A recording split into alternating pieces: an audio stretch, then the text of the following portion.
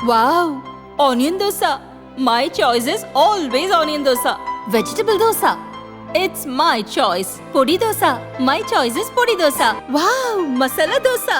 It's always my choice. Dosa வகைகளில் ஒவ்வொருவருக்கும் ஒவ்வொரு சாய்ஸ் இருக்கலாம். ஆனால் எல்லா வகை தோசைகளுக்கும் ஒரே சாய்ஸ் இதயம். சுரா கைட் 10ஆம் வகுப்பு பொதுத் தேர்வுக்கான புதிய பதிப்பு. அதிக மதிப்பெண் பெற சுரா கைட் அனைத்து புத்தக கடைகளிலும் கிடைக்கும். Also available on Amazon, Flipkart and surabooks.com. தமிழகம் புதுச்சேரியில் நடந்த லோக்சபா தேர்தலில் திமுக கூட்டணி 40க்கு 40 தொகுதிகளிலும் வெற்றி பெற்றது. அதிமுக கூட்டணி பாஜக கூட்டணிக்கு அனைத்து இடங்களிலும் தோல்வியை தழுவியது.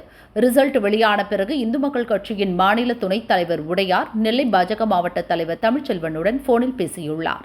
தமிழகத்தில் கலவரம் செய்தால்தான் பாஜக வளரும் என உடையார் சொல்லும் ஆடியோ சமூக வலைதளங்களில் வெளியாகி கடும் அதிர்வலையை ஏற்படுத்தியது.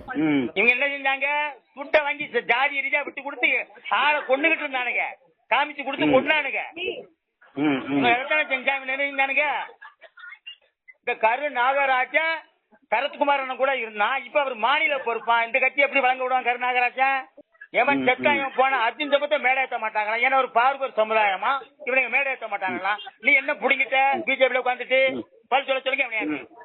எங்கேயாவது இவனால ஓட்ட வாங்க முடியுமா? எவனையா மறிச்சு அடிக்க தெம்பு திராணி இருக்கா? கலவரம் பண்ணாதான் பிஜேபி தமிழ்நாட்டில் கால் ஊன்ற முடியும்.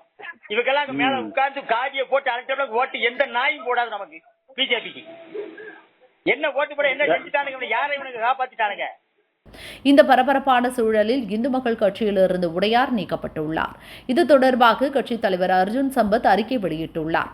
கலவரம் செய்தால்தான் பாஜக வளரும் என தொலைபேசி உரையாடலில் உடையார் பேசியது வன்மையாக கண்டிக்கத்தக்கது. பாஜக உள் விவகாரங்களில் இந்து மக்கள் கட்சி நிர்வாகி தலையிடுவது இந்து மக்கள் கட்சியின் கொள்கைகளுக்கு எதிரானதாகும்.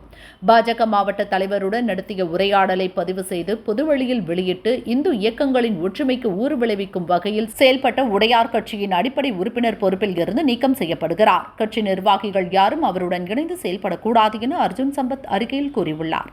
இந்நிலையில் உடையாரை நெல்லை மாநகர போலீசார் இன்றிரவு கைது செய்தனர். பொது அமைதிக்கு குந்தகம் விளைவித்தல், மத பிரச்சனையை தூண்டிவிடுதல் உள்ளிட்ட 4 பிரிவுகளில் போலீசார் வழக்கு பதிவு செய்து விசாரித்து வருகின்றனர்.